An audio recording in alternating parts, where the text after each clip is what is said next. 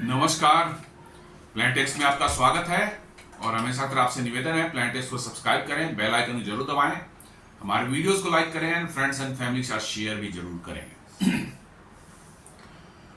दोस्तों, यदि क्या कभी आप लोगों ने सोचा है या हम लोगों ने सोचा है कि अमेरिका इतना पावरफुल आखिर क्यों है? क्या अमेरिका की मिलिट्री की वजह से वो पावरफुल है इतना, या उसकी टेक्नोलॉजी की वजह से पावरफुल है इतना, या उसकी इकोनॉमी की वजह से पावरफुल है? तो शायद कहें लोग कि हाँ भाई, सब कुछ उसका मजबूत है, इकोनॉमी भी बढ़िया है, मिलिट्री बहुत बड़ी है, पैसे भी बहुत हैं उसके पास में, इसलिए जो है मजबूत है। लेकिन इसके अंदर यदि आप जाकर देखें कि आखिर ये तीनों चीजें क्यों मजबूत है, मिलिट्री क्यों मजबूत है, इकोनॉमी क्यों मजबूत है, उनका मतलब कि जो है टेक्नोलॉजी क्यों मजबूत है, इसके अंदर में यदि आप जाके देखेंगे तो उसके पीछे एक ही चीज नजर आएगी, वो है उसका डॉलर। उसकी करेंसी डॉलर जो है, यही अमेरिका की स्ट्रेंथ का कारण है।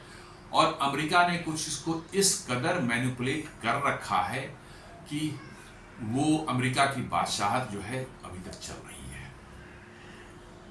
जी हाँ, आज की दुनिया में इंटरनेशनल ट्रेड मैक्सिमम जो है डॉलर पर होते हैं। 60% 65% ट्रेड्स जो डॉलर में होते हैं। और इंटरनेशनल जो फॉरेन करेंसी का रिजर्व देशों के पास में आप देखेंगे तो 57 to 58% डॉलर के ही फॉर्म में है।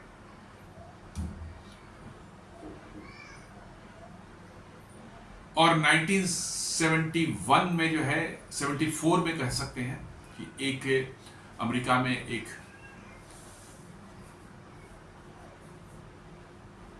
71 वार के जस्ट बाद है। 71 वार जो हुई थी इजराइल और अरब के बीच में हुई थी, उसके बाद की बात है ये, जब अमेरिका ने $2 बिलियन दिए थे इजराइल को जो है उसके डिफेंस को जो मजबूत करने के लिए। सारे अरब नेशंस जो है तेल मेनली जो वहीं से आता था, उन्होंने अमेरिका को तेल देना बंद कर दिया था। तेल एम्बार्गो लगा दिया था कि भैया इजराइल को आप कैसे पैसे दे सकते हैं।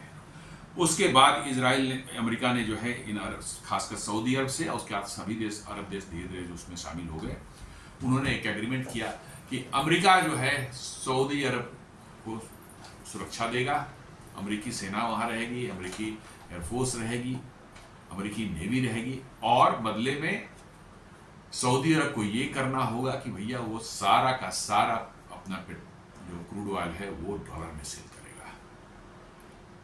डॉलर में सेल करेगा तो डॉलर रहेगा कहाँ? अमेरिका में ही रहेगा। इन्वेस्ट कहाँ करेगा? अमेरिका में ही करेगा। ये चीजें उस तरह का, और तभी से एक टर्म जो पेट्रो डॉलर निकल करके आया। और उसके बाद अब क्या हो गया कि भाई अब भारत को मान ली कि ऑयल खरीदना है तो इसको डॉलर चाहिए, तो अब पहले डॉलर का जुगाड़ कीजिए, डॉलर कहीं से खरीदिए, यानी तो एक्सपोर्ट करके अर्न कीजिए, और उससे मतलब कि तो डॉलर की डिमांड जो है इतनी सारी दुनिया में क्रिएट हो गई, और डॉलर की डिमांड बढ़ी तो डॉलर मजबूत होता गया। डॉलर मजबूत होने से क्या हो गया कि वो अब दुनिया में कहीं से भी कोई $1 फेंक करके अमेरिका से, भारत से आज के दिन में $88 का सामान खरीद सकते हैं। जी हाँ, $1 उन्होंने फेंका और उससे $88 का माल जो है भारत से उठा सकते हैं। तो अमेरिका के लिए पूरी दुनिया एक सस्ता बाजार हो गया, जहां से जितना चाहे इंपोर्ट कर सकते हैं, कुछ भी कर सकते हैं। और अमेरिका के नागरिक जो हैं, अमेरिकी जो हैं, उनके पॉकेट में $4-5 हज़ार पहुंच गया उनकी सैलरी महीने में जो है, तो वो किंग हो गए दुनिया के, जो है पूरी दुनिया घूम सकते थे वो, क्योंकि उसकी वैल्यूएशन इतनी ज्यादा हो गई। और वो वैल्यूएशन हो गई, आर्टिफिशियल डिमांड क्रिएट किया गया वो पेट्रो डॉलर के फॉर्म में, और अमेरिका ने इसको रिजर्व करेंसी बना दिया। रिजर्व करेंसी का मतलब है कि now it is not backed by gold और एनी अदर एसेट। जब चाहे अमेरिका जितना डॉलर चाहे प्रिंट कर सकता है, और वही उन्होंने किया है बार बार। कोविड के दौरान जो है $3 ट्रिलियन के कैश उन्होंने प्रिंट कर ली और लोगों के पीछे बांटे।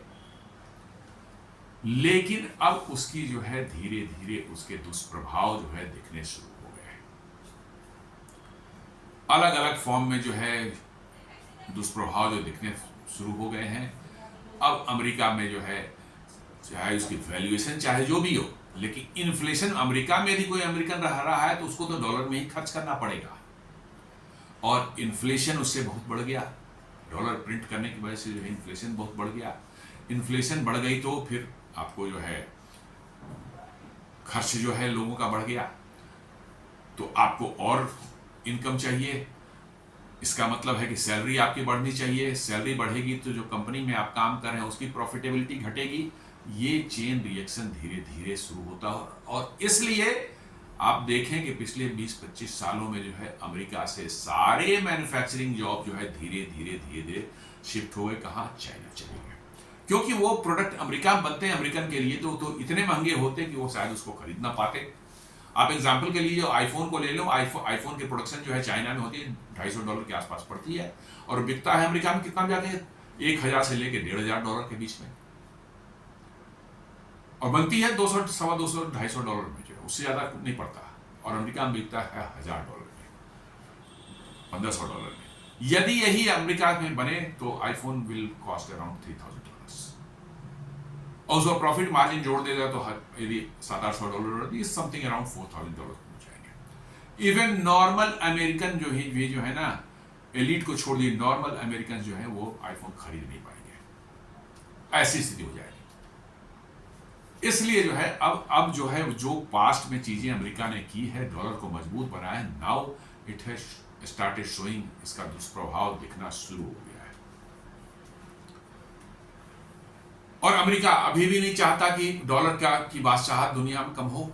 डॉलर को मजबूत करने के लिए आप देख लें सद्दाम हुसैन और कर्नल गद्दाफी लीबिया के जो इनको क्यों मारा गया, इसलिए कि उन्होंने हिमाकत की कि डॉलर के बदले जो है किसी और करेंसी में वो तेल बेचे, और इसी के उसमें जो है अमेरिका ने उनको खत्म किया था। तो अमेरिका किसी हद तक जा सकता है डॉलर को मजबूत रखने के लिए, डॉलर की डिमांड दुनिया बनाए रखने के लिए। तो ये टोटल आर्टिफिशियल मतलब इसका वो है। अब धीरे धीरे जो है दुनिया उससे शायद तंग आ चुकी है, खासकर जो है रशिया का जो $300 बिलियन जो है यूक्रेन वार शुरू होते ही उन्होंने जो फॉरफिट कर लिया है, जब्त कर लिया है, उसके बाद से दुनिया डॉलर से डरने लगी है और डॉलर से दूर हटने की कोशिश कर रही है। अब वो अपने फॉरेन करेंसी में डॉलर के बदले गोल्ड रखना चाहती है, इसलिए आप देखेंगे गोल्ड की प्राइसेस कितनी बढ़ी हैं। एक्चुअली सारे देश जो है, अमेरिका को छोड़ दीजिए तो सारे के सारे देश जो है अभी जो है अपने डॉलर रिजर्व को जो गोल्ड में कन्वर्ट कर रहे हैं, गोल्ड खरीद रहे हैं, इसलिए गोल्ड की डिमांड है। 1.25 लाख रुपए पर 10 ग्राम तक पहुंच चुका है।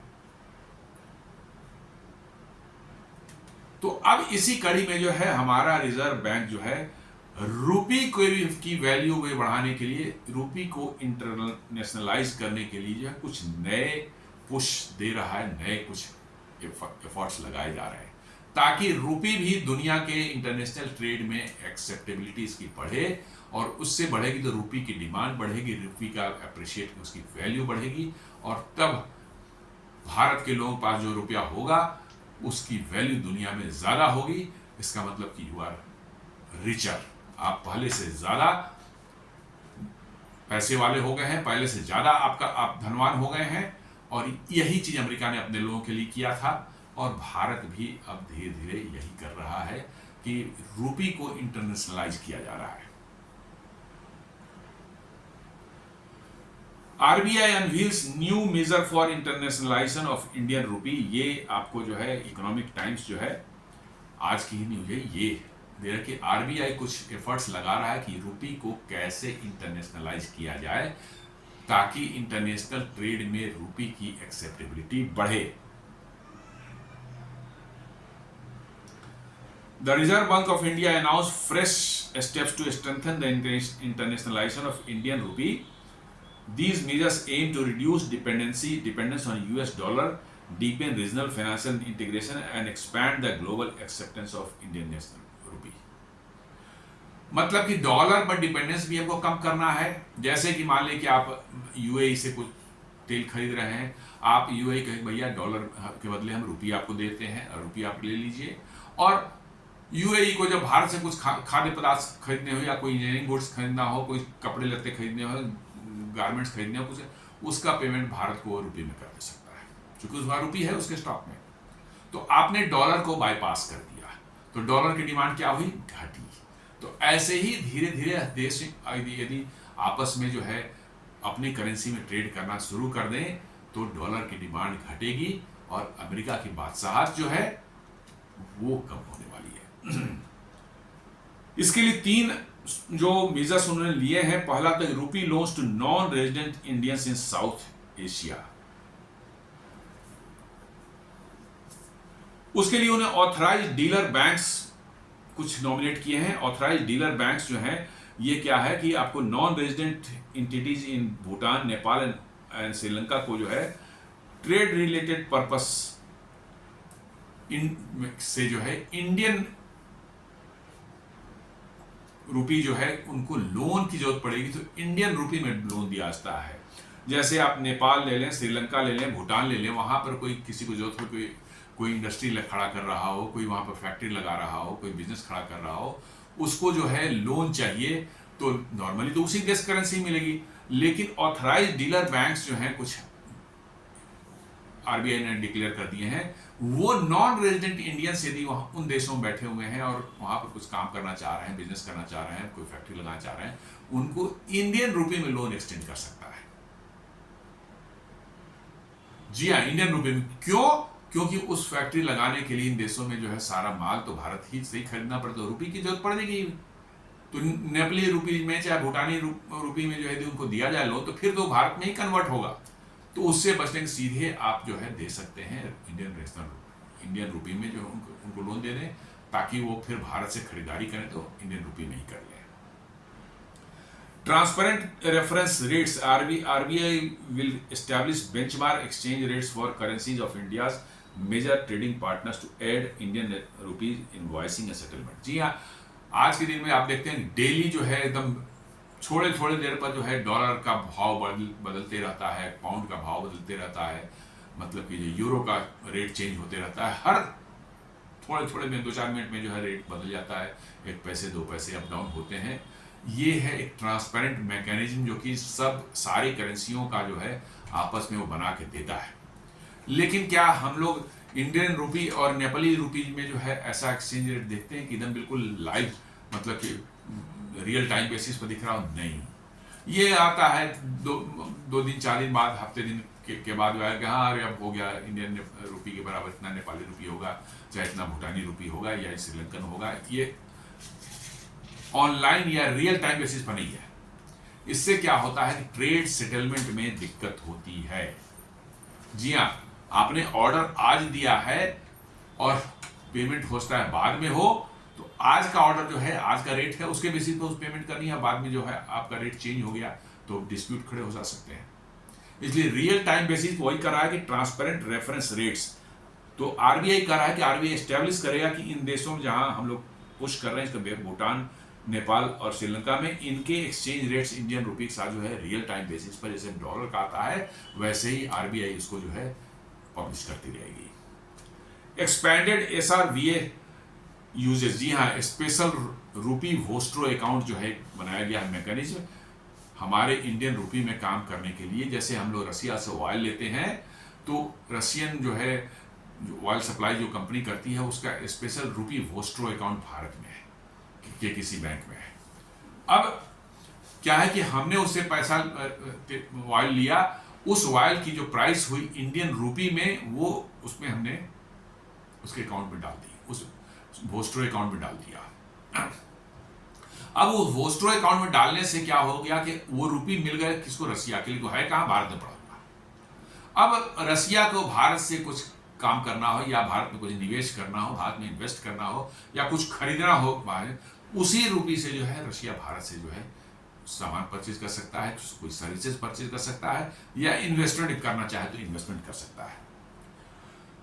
तो वही कह रहा है कि ये कह रहा है ये कि balance in special rupee balances in special rupee vostro accounts can now be invested in corporate bonds and commercial papers. जी हाँ, कॉर्पोरेट बॉन्ड्स भी जो आजकल जारी करते हैं उसमें भी जो है वो पैसे जो वोस्ट्रो अकाउंट में पड़े हुए हैं उसको इस्तेमाल किया जा सकता है। एंड कॉमर्शियल पेपर जो है कंपनियां जारी करती है जिस पर फिक्स्ड कुछ इंटरेस्ट वगैरह देती हैं, वो भी उससे खरीदा जा सकता है। In addition to earlier permission for government securities, पहले सिर्फ गवर्नमेंट सिक्योरिटीज के लिए था कि गवर्नमेंट का बॉन्ड खरीद सकते हैं, बट अब कहने के नहीं, कॉर्पोरेट बॉन्ड्स और कॉमर्शियल पेपर्स भी वो चाहे वो देश जिसका मोस्टर अकाउंट है वो खरीद सकता है। तो इससे क्या हो कि और फ्लेक्सिबिलिटी हो गई रसिया को, चाहे और किसी देश को जो वोस्टर अकाउंट भारत में खोल करके काम करता है भारत साथ में, उसको ये फ्लेक्सिबिलिटी हो गई कि भैया उसका पैसा है, कहीं वो इन्वेस्ट करना चाहता है कॉमर्शियल बॉन्ड्स में जो है, या मतलब कि जो है कॉमर्शियल पेपर या कॉर्पोरेट बॉन्ड्स में करना चाहता है, या भारत सरकार के जो है सिक्योरिटीज में करना चाहता है, वो कर सकता है। या भारत में कोई फैक्ट्री लग रही है, उसी देश के कोई कंपनी लगा रही है, वो भी वो पेमेंट चाहे तो उसके थ्रू कर सकता है। जी हाँ, रसिया कल को कोई एक फैक्ट्री भारत में लगाना चाहे और उसके लिए इन्वेस्ट करना चाहे तो उसके वोस्टर अकाउंट में पैसे रुपी में टर्म में पड़े हुए हैं, उसको इन्वेस्ट कर सकता है भारत में। तो ये 3 मीजर्स इन्होंने इसको पुश कर रहे हैं ताकि अपने आसपास के देशों से जो हमारा लेन देन कारोबार होता है, ट्रेड होता है, उसमें रूपी का इस्तेमाल जो है वो बढ़े, रूपी का जो है वो इस्तेमाल बढ़े। इससे क्या होगा कि हमारी डॉलर पर डिपेंडेंसी कम होगी और विल बी लेस वल्नरेबल। जी हाँ, चूंकि डॉलर पर बहुत डिपेंडेंसी जो है, डॉलर इतना फ्लक्चुएट करता है, इतना ज्यादा उसका मतलब ये है कि आपको जो है दिक्कत कई बार पैदा करता है। इसलिए जो है डॉलर से इंडिपेंडेंस हो गए, और जैसे जैसे डॉलर से और भी देश जो है डॉलर छोड़ करके अपने करेंसी में व्यापार करना चाहेंगे, डॉलर कमजोर होगा और तभी अमेरिका की हेकड़ी रास्ते पर आएगी।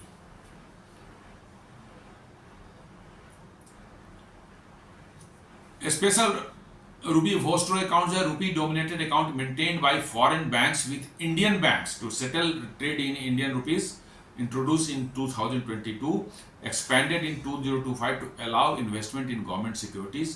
जी हाँ, ये पहले सिर्फ इसमें था, क्या कहते हैं, मतलब कि 2022 में खोला गया था, अब उसको 2025 में और थोड़ा एक्सपैंड करके दिया, गवर्नमेंट सिक्योरिटीज में भी इन्वेस्ट कर सकते हैं, और अब तो कॉर्पोरेट बॉन्ड और कॉमर्शियल पेपर्स में भी इन्वेस्ट कर सकते हैं, ये भी क्लियरिफाई कर दिया आरबीआई ने।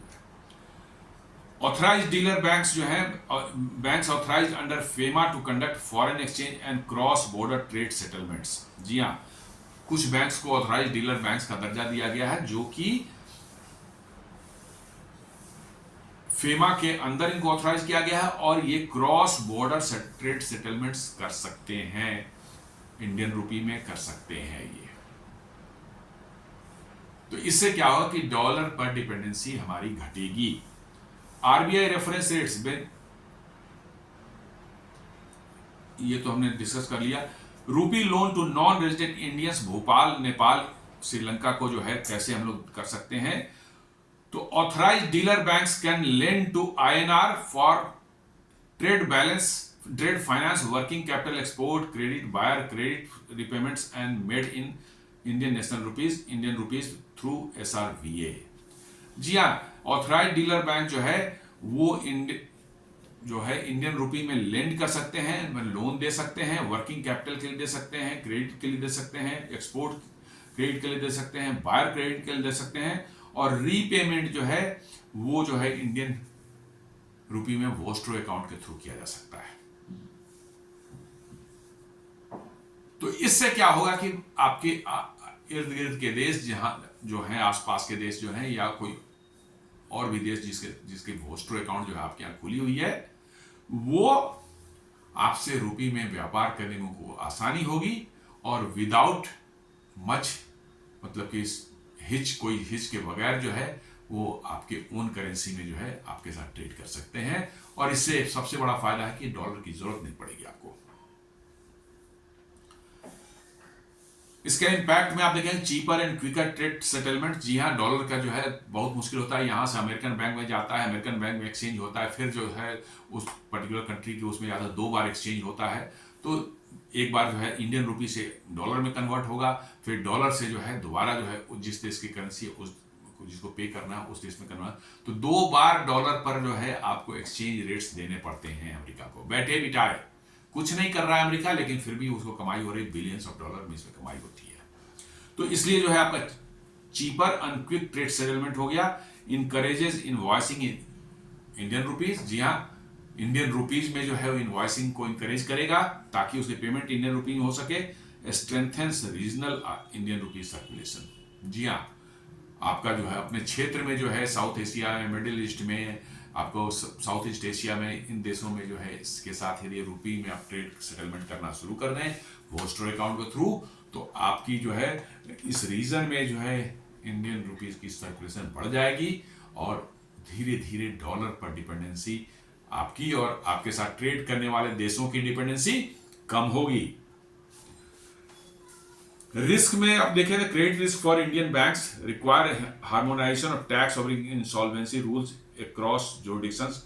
जी हाँ, थोड़े से रिस्क तो होते ही हैं जब आप दूसरी देशों के साथ डील करते हैं, तो थोड़ा उनके लॉज जो वहाँ के डिफरेंस टैक्स के लॉज जो है वो डिफरेंस हो जाते हैं। देन इंसॉल्वेंसी रूल्स भी उस देशों में अलग हो जाती है। मान लिए कि आप जिसको जिस कंपनी का ड्यू हो गया आपको पे करना था, वहां से आपको पेमेंट आनी थी और वो इंसॉल्वेंट हो गया कंपनी, तो भारत में तो रूल उसके बने हुए हैं कि कैसे रिकवर करना है, बट वहां के रूल आपके रूल से मैच नहीं करते तो आप कुछ नहीं कर पाते, तो ये रिस्क इसके साथ में है।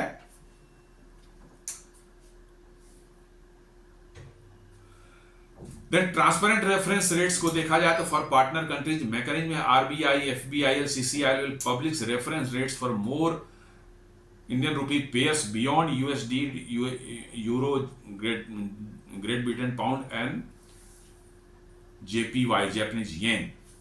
मतलब कहा कि ये मैकेनिज्म ऐसा बनाया जा रहा है जिसमें कि आरबीआई जो है आपको जो है, अभी हम लोग जो आरबीआई क्या करती है, रेफरेंस रेट मोस्टली जो है यूएस डॉलर के साथ क्या आपका रेट है, यूरो के साथ क्या रेट है, ग्रेट ब्रिटेन पाउंड के साथ क्या है, जापानीज येन के साथ के, यही 2 4 5 जो है करेंसी का निकालती है। लेकिन रेफरेंस रेट में जब पूरी तरह से इंप्लीमेंट करेगा आरबीआई, तो नेपाली रुपीज का क्या होगा, भूटानी रुपीज का क्या होगा, श्रीलंकन का रुपीज का क्या रेट होगा, ये डेली बेसिस पर जो है ट्रांसपेरेंटली जो निकलेगी। इससे ट्रेड सेटलमेंट में आसानी होगी, क्योंकि जैसा मैंने बताया कि आज आप ट्रेड कर रहे हैं, पेमेंट जो है उसका कुछ दिनों बाद, हफ्ते दिन बाद, 2 हफ्ते बाद जाएगा, तब तक रेट बदल जाती है। सेटलमेंट तो आज के रेट से होना है, क्योंकि आज जितना मतलब जो है रेट है उसी के हिसाब से कन्वर्सन करके वो पे करेगा आपको। लेकिन यदि 10 दिन बाद जाएगा, कन्वर्सन रेट चेंज हो जाएगा, फिर क्या होगा। इसलिए जो है ट्रांसपेरेंटली जो है आपको एवरी डे जो है एकदम बिल्कुल एवरी आवर एवरी डे जो है इसको ट्रांसपेरेंसी के साथ जो है कन्वर्सन रेट आरबीआई इसको जारी करेगी, जैसे यूरो के साथ, डॉलर के साथ, ग्रेट ब्रिटेन पाउंड और जापानीज येन के साथ करती है। इसकी इंपॉर्टेंस है तो provides reliable benchmark for trade in invoicing and settlements, reduced dispute on which foreign exchange rate to use. जी हाँ, इससे आपको रिलायबल बेंचमार्क तो मिल ही जाता है कि भाई आपको डॉलर वॉलर कन्वर्सन वो ज़्यादा नहीं है, सीधे 1 to 1 कन्वर्ट करना है आपको। उसमें क्या होता है कि डॉलर से आप अपने रुपी को डॉलर से कन्वर्ट करते हैं, फिर डॉलर से जो है उसके जिसको दूसरे साथ डील कर रहे हैं उसकी रुपी में या उसकी करेंसी में कन्वर्ट करते हैं। 2 बार कन्वर्सन में जो है क्या रेट्स आएंगे, सब एक्सचेंज रेट लगेगा, तो इसको अवॉइड करते हुए आप सीधे जो है अपनी करेंसी और उसकी करेंसी के जो एक्सचेंज रेट का फिक्स करके जो है आप डील करें, तो निश्चित रूप से जो है ये रिलायबल और आसान मैकेनिज्म है। Reduces dispute on which foreign exchange rate to use. जी हाँ, फॉरेन एक्सचेंज रेट में भी फर्क है। आपका जो है रुपी जो है डॉलर के साथ कुछ रेट है और यूरो के साथ कुछ और रेट है। जिस करेंसी दूसरे कंट्री की करेंसी डील कर रहे हैं उनकी भी डॉलर के साथ कुछ रेट है और यूरो के साथ कुछ रेट है। जी हाँ, जी आप चाह रहे हैं कि डॉलर साथ आपका फेवरेबल रेट आपका आज है, आप डॉलर में सेटल करना चाहते हैं क्योंकि आपको कम पैसे, थोड़े पैसे बच जाएंगे आपके, लेकिन वो कंट्री जो है वो यूरो में डील करना चाह रहा है क्योंकि यूरो में करने से उसको फायदा है आज के दिन में। अब आप डॉलर में करना चाह रहे हैं बट वो यूरो में करना चाह रहा है, तो ये डिस्प्यूट से भी बच जाएंगे, बिकॉज 1 to 1 जो है एक्सचेंज रेट जो है फिक्स हो जाएगा और हम एक दूसरे करेंसी में बात करेंगे, तो ये एक डिस्प्यूट खत्म हो सकता है। Improves hedging and derivative pricing. जी हाँ, थोड़ा सा रिस्क कम हो जाएगा इससे। डॉलर वगैरह जहाँ फॉरेन करेंसी दूसरी के साथ आते हैं तो थर्ड करेंसी कोई आएगा उसको, उससे जो है थोड़ी आपकी जो है रिस्क जो है हेजिंग तो जरूर होगी, आप बच सकते हैं बहुत से कॉम्प्लिकेशन से। रिस्क में जो है आपको require sufficient liquidity in Indian rupees partner currency pairs. जी हाँ, वो तो है ही। जब आप शुरू करेंगे तो आप जो हमारा पार्टनर है उसके पास आपकी करेंसी होनी चाहिए। तो आप उसको कहेंगे भैया आप अपनी करेंसी मुझे दो और मैं आपको इतनी अपनी करेंसी देता हूं, हम फिर आपस में व्यापार करते हैं, इससे ट्रेड करते हैं। शुरुआत में तो आपको ऐसा लगेगा ही लगेगा, क्योंकि आपकी करेंसी उसके पास है नहीं, क्योंकि वो डॉलर में ट्रेड करता था या यूरो में ट्रेड करता था और आपकी रुपये उसके पास नहीं है। तो या तो आपकी रुपये परचेज करे स्टार्टिंग में और तब उससे उसका इस्तेमाल करना शुरू करें। तो बिना इसके जो नहीं हो रही, स्टार्टिंग में लिक्विडिटी ही उसके पास सफिशिएंट नहीं रहेगी, तो ये इसकी व्यवस्था करनी पड़ेगी। Fix methodology must prevent manipulation. जी हाँ, ये एक मैनिपुलेशन जो है बहुत से होते हैं, रेट्स, करेंसी रेट्स को लेकर के जो है पेमेंट वगैरह में, जो उनसे बच सकते हैं, क्योंकि 1 to 1 सीधा एकदम रेट फिक्स है, उसमें कोई नहीं डॉलर का ये रेट है, हमारा डॉलर के साथ ये है, उसका करेंसी का डॉलर का उसके साथ में ये है, तो ये कॉम्प्लिकेशन बहुत हद तक इससे रिड्यूस हो जाएगा।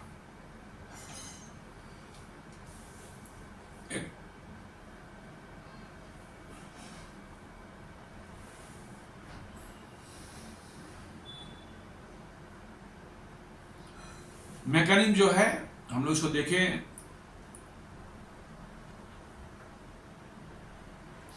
अब इसको थोड़ा इन्वेस्टमेंट के स्कोप पॉइंट ऑफ व्यू से देखें कि क्या इसमें हो सकता है, कैसे हो सकता है।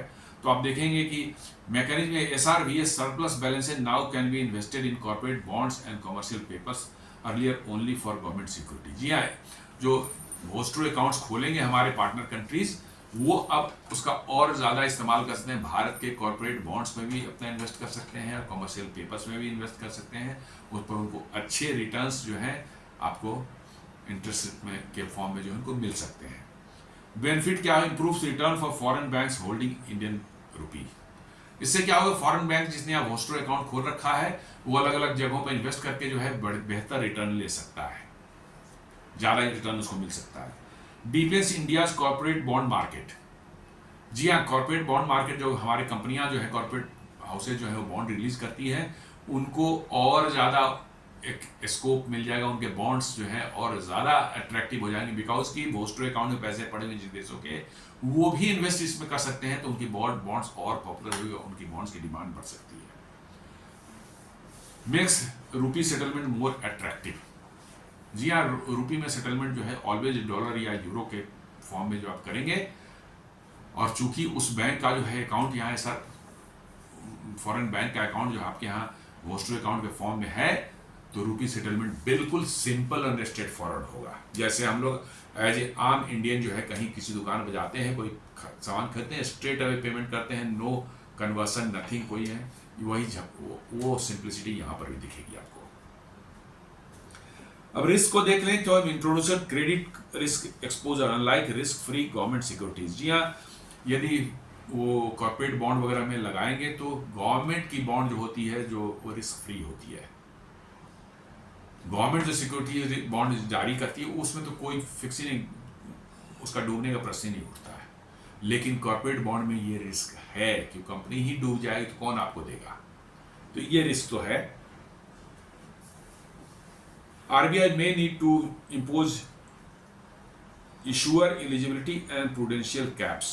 तो इसके लिए RBI को कुछ करना पड़ेगा कि जो इशू कर रहा है बॉन्ड, उसकी एलिजिबिलिटी क्या है, क्या कंपनी उसके लायक है या नहीं है, या फ्रॉड कर रही है, इन सबों को देखना पड़ेगा और इंश्योर करना पड़ेगा कि इस तरह की बातें ना हो, क्योंकि होस्ट्रो अकाउंट में दूसरे देश का पैसा है, वो कॉर्पोरेट बॉन्ड ले रहे हैं और कंपनी डूब जाए, भाग जाए तो बड़ा भारी मतलब हो जाए। इसलिए RBI को देखना पड़ेगा जो इस तरह के बॉन्ड रिलीज करने वाली कंपनियां हैं, क्या वाकई वो एलिजिबल हैं, उनकी रिलायबिलिटी क्रेडिबिलिटी इतनी है या नहीं है।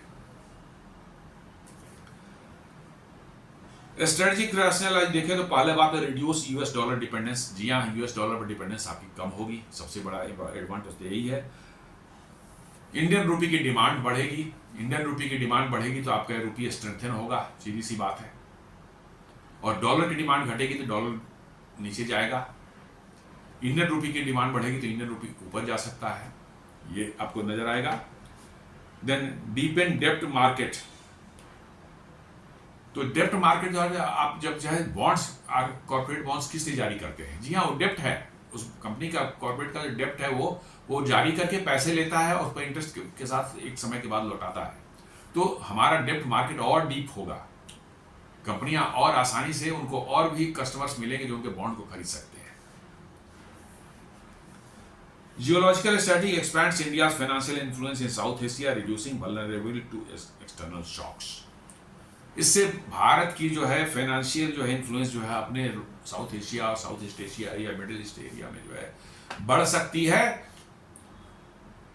और ये हमें कुछ कभी कभी शॉक्स आते हैं दुनिया में, फाइनेंशियल शॉक्स या कुछ उस तरह के जो मार्केट में जो आर्थिक मंदी वगैरह शॉक आता है, उससे आपको काफ़ी हद तक ये प्रोटेक्ट, 100% तो नहीं हो सकता, बट काफ़ी हद तक ये आपको प्रोटेक्ट कर सकता है। क्योंकि वहां क्राइसिस आएगी, डॉलर पर प्रेशर पड़ता है, डॉलर प्रेशर पड़ेगा तो आप पर उसका जो है असर पड़ेगा। लेकिन आप डॉलर से मुक्त हैं, आप आसपास के देशों के साथ में डॉलर साथ में व्यापार ही नहीं कर रहे हैं, तो then you are free from those vulnerabilities. फायदे को देखें तो exporter importers lower transaction cost, reduce foreign exchange risk. जी हाँ, वो कन्वर्सन चार्जेस जो लगते हैं डॉलर पर जो है 2 बार जो है, तो उससे तो वो चीपर पड़ेगा, आपको बच जाएगा। और आपका फॉरेन एक्सचेंज का रिस्क जो होता है उसके अप डाउन होने के जो है उसके वो चीज, उससे आप बच जाएंगे। Banks new revenue stream via Indian rupee loans and SRVS services. बैंकों को एक नया रेवेन्यू स्ट्रीम मिल सके, जिससे कि NRIs को भी आसपास के देशों में जो है वो स्ट्रो अकाउंट के थ्रू जो है वो इंडियन रुपी में जो है लोन दे सकते हैं, तो उनके लिए नया बिजनेस रेवेन्यू खुल रहा है।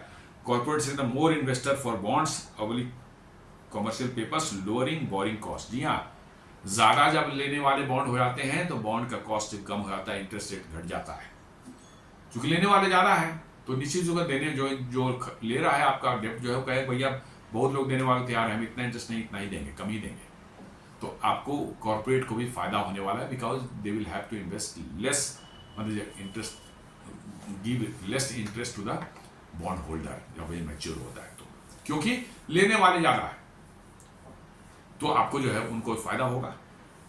Neighbouring countries access to Indian national rupee, Indian rupee liquidity for trade, reducing dollar shortages. जी हाँ, आसपास के देशों में जो है उनके पास यदि रुपी की लिक्विडिटी हो जाए तो भारत के साथ कुछ खरीदना हो, ऑयल खरीदना हो, कुछ खाने के सामान खरीदना हो, गेहूँ चावल खरीदना हो, उनको चिंता नहीं हो कि डॉलर मेरे पास में नहीं है भाई।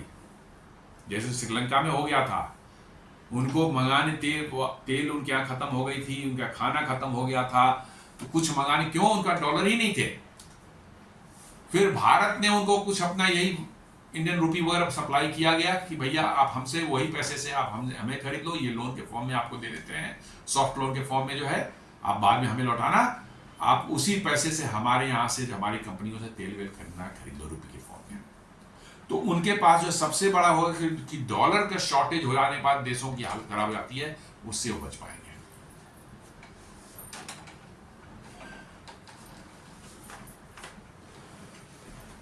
फ्यूचर आउटलुक को देखें तो RBI circular clarifying lending and SRVA investment norms जो है, इसको हमें ध्यान रखना पड़े क्या आगे होता है। Government approval for lifting residual restrictions जो है, ये सब भी आगे हो सकती है। Uptake of SRVA already 150 plus accounts reported by 2024, मैंने 150 से ज़्यादा SRVA अकाउंट्स अपने यहाँ खुले हुए हैं, आगे और बढ़ सकते हैं।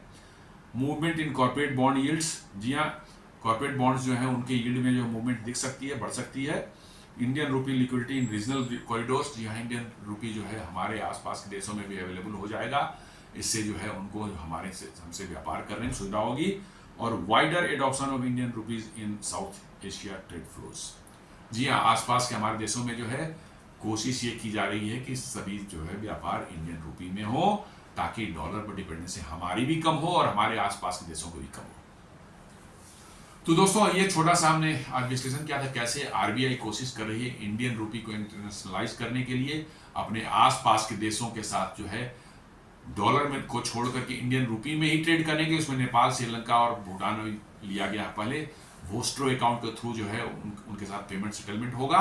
और जो नॉन रेजिडेंट इंडियंस जो हैं उन देशों में कुछ काम करना चाहते हैं, व्यापार करना चाहते हैं, कुछ फैक्ट्री लगाना चाहते हैं, उनको इंडियन रूपी में ही वोस्ट्रो अकाउंट के थ्रू जो है लोन दिया जा सकता है, ताकि इंडियन रूपी की एक्सेप्टेबिलिटी आसपास के देशों में बढ़े और डॉलर पर डिपेंडेंसी हमारी कम हो सके। तो दोस्तों, एक छोटा सा विश्लेषण था कैसे आरबीआई कोशिश कर रहा है हमारे इंडियन रूपी को इंटरनेशनलाइज करने के लिए ट्रेड में जो है। उम्मीद करता हूं वीडियो पसंद आया होगा। आप इसे लाइक करें, फ्रेंड्स एंड फैमिली के साथ शेयर करें, हमारे चैनल को सब्सक्राइब करें और बेल आइकन दबाना बिल्कुल नहीं भूलें। धन्यवाद।